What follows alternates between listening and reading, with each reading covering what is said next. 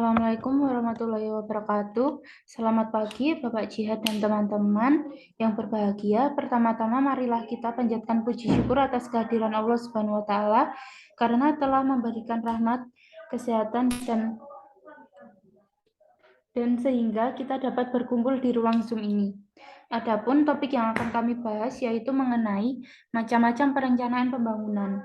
Perkenalkan, nama saya Anissa Kurniawati dengan NPM 2010101114 yang akan bertugas sebagai moderator pada hari ini. Selanjutnya saya persilahkan anggota kelompok untuk memperkenalkan diri terlebih dahulu. Perkenalkan, saya Farah Gaya Andriani dengan NPM 2010101146. Perkenalkan, saya Ninggar Sariskar Mayanda dengan NPM 201010101045. Saya Ridwan Ilmi dengan NPM 2010111129. Adapun rangkaian acara yang akan kita bahas yaitu pertama pembukaan, penyampaian materi, dan penutup. Baik, teman-teman, langsung saja kita mulai ke sesi yang pertama yaitu pembukaan. Marilah kita mengucapkan basmalah bersama-sama. Bismillahirrahmanirrahim. Selanjutnya adalah penyampaian materi. Saya persilakan kepada pemateri untuk menyampaikan materinya.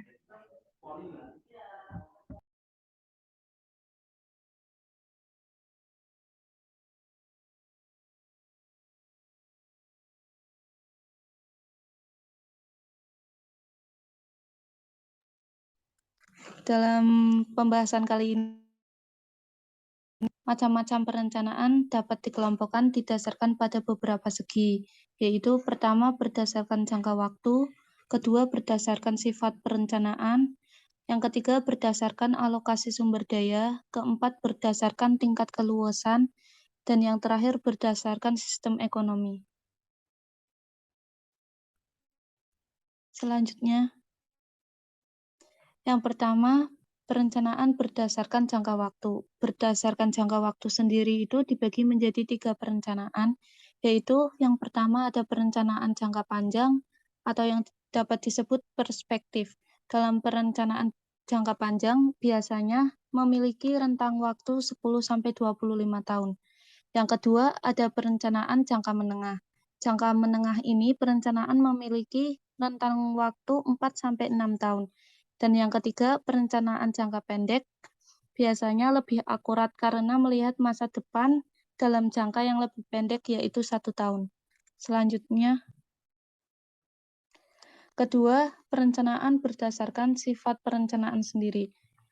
Ini dibagi menjadi 2 perencanaan. Yang pertama ada perencanaan dengan komando, yaitu dalam perencanaan itu bersifat menyeluruh dan mengikat. Dalam perencanaan ini tidak menghendaki adanya liberalisme atau adanya kepaksaan di dalam satu kekuasaan, yaitu dalam komando.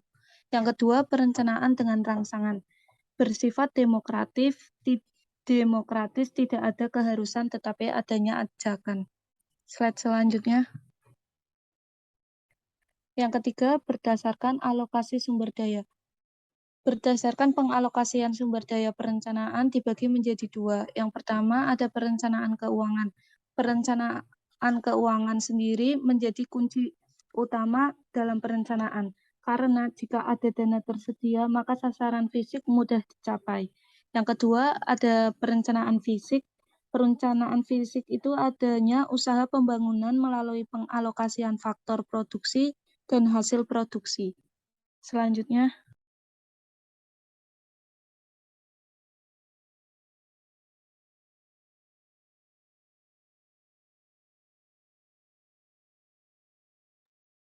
Baik, selanjutnya yaitu berdasarkan tingkat keluasan. Berdasarkan tingkat keluasan, ini dibagi menjadi 2, yaitu yang pertama perencanaan indikatif. Jadi perencanaan indikatif ini terjadi di negara Prancis. Perencanaan jenis ini bersifat luas. Di negara sosialis, perencanaan bersifat menyeluruh, di mana badan perencanaan sampai menentukan Hal-hal secara rinci seperti misalnya jumlah yang akan diinvestasikan pada masing-masing sektor, penerapan harga produk, dan faktor produksi dan jenis serta kuantitas produk yang akan diproduksi.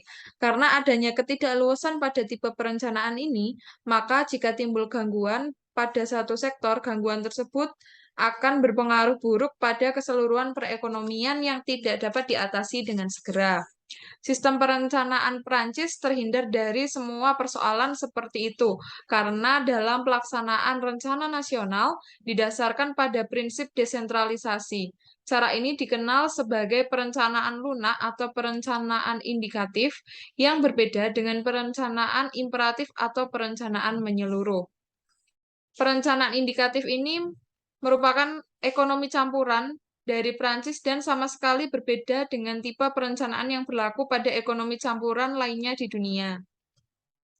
Perencanaan indikatif telah diterapkan di negara Prancis sejak rencana Monet di tahun 1947 hingga 1950. Dalam sistem perencanaan Prancis itu, sektor negara mencakup sektor-sektor seperti batu bara, semen, baja, transportasi, bahan bakar, pupuk, dan peralatan pertanian, elektronik, pariwisata, dan sebagainya.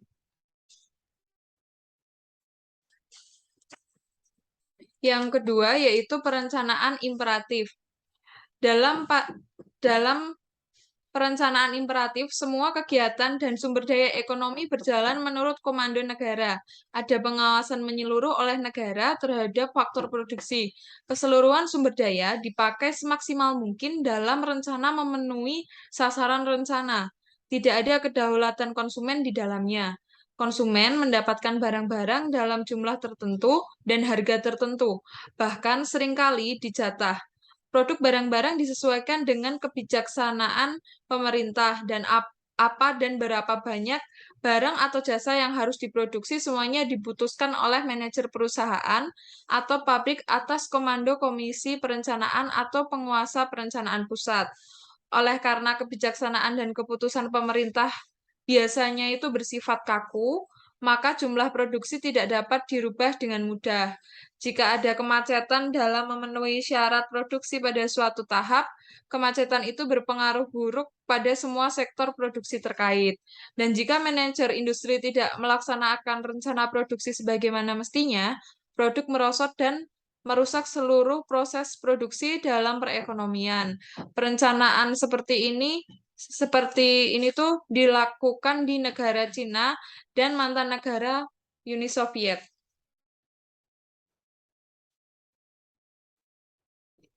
Selanjutnya yaitu berdasarkan sistem ekonomi. Berdasarkan sistem ekonomi yang dianut oleh suatu negara, perencanaan dapat dibagi menjadi perencanaan dalam kapitalisme. Perencanaan dalam sistem kapitalisme tidak disandarkan dalam rencana yang terpusat atau center plan. Dengan tiadanya rencana pusat, maka alat-alat produksi bisa dimiliki secara pribadi. Produksi juga dilaksanakan oleh perusahaan swasta. Kegiatan ini tidak direncanakan oleh pemerintah dan harga pasar ditentukan oleh kekuatan pasar dan tidak ditetapkan oleh pemerintah. Jadi di bawah sistem perencanaan kapitalis ini, lembaga-lembaga milik swasta, perusahaan swasta, dan mekanisme harga selalu bekerja.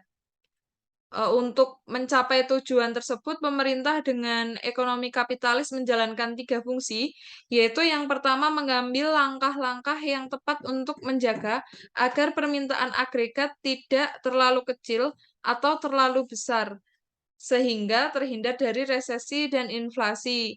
Untuk itu, pemerintah mengatur segala kegiatan perusahaan swasta.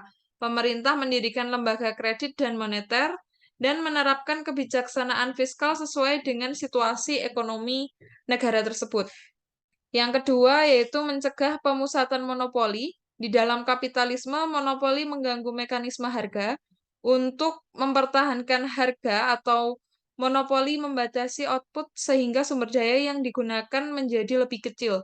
Untuk mencegah monopoli dan praktek monopolistik, pemerintah menerapkan kebijaksanaan anti-monopolistik dan bahkan menasionalisasikan beberapa perusahaan monopolistik demi kepentingan masyarakat seluruhnya.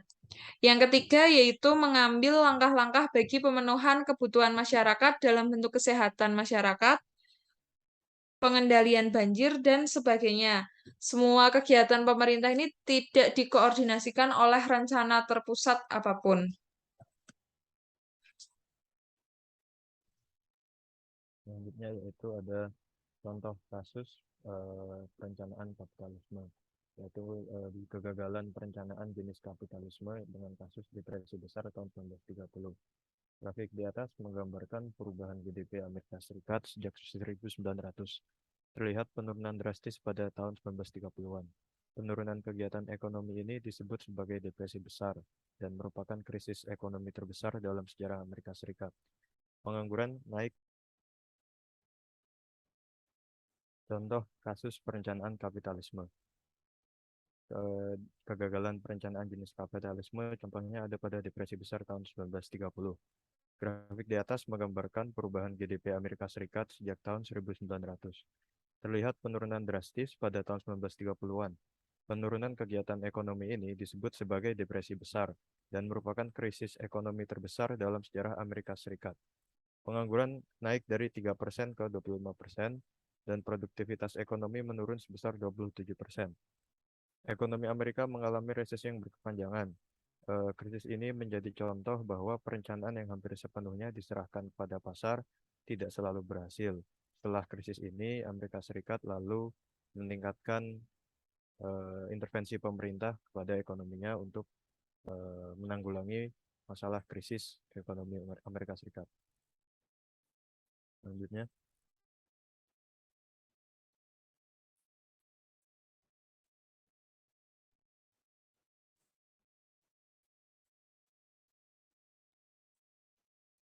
perencanaan dalam sosialisme. Perencanaan dalam sosialisme didasarkan pada rencana yang terpusat. Ada penguasa atau badan perencanaan pusat yang merumuskan rencana bagi keseluruhan.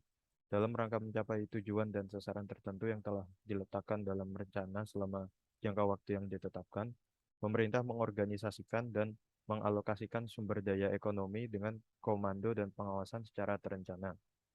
Contoh perencanaan sosialisme di sini contohnya adalah kegagalan perencanaan jenis sosialisme dalam kasus jatuhnya Uni Soviet setelah Perang Dingin. Negara berkembang telah mendasarkan diri selama bertahun-tahun kepada Uni Soviet dan negara komunis lain sebagai model untuk mengembangkan diri ke arah industrialisasi. Komunis menawarkan strategi pembangunan ekonomi yang terlihat masuk akal bagi negara berkembang, serta menawarkan kritik pada kapitalisme Barat. Namun, Uni Soviet pada akhirnya terpecah dan harus berpindah ke perencanaan ekonomi terdesentralisasi dari pusat yang lebih bersifat kapitalis. Selanjutnya.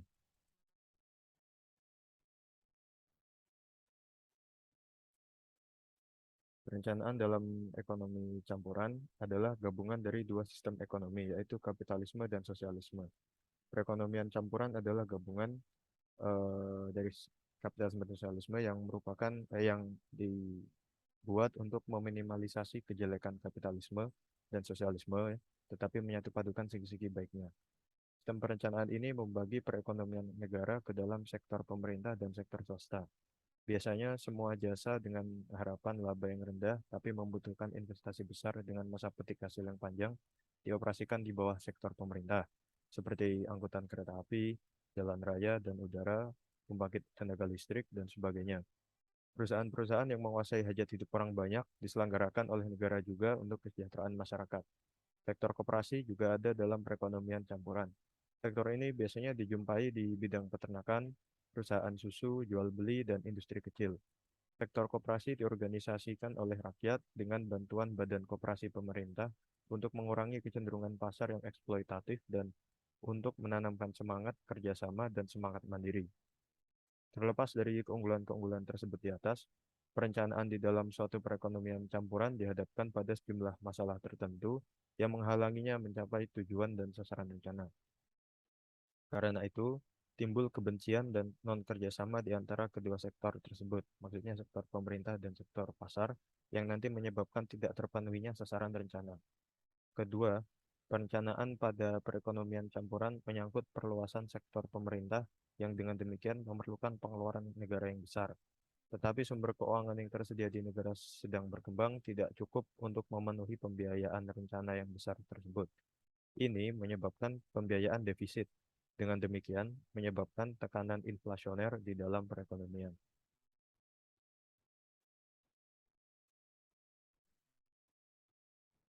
Selanjutnya saya serahkan ke moderator. Terima kasih.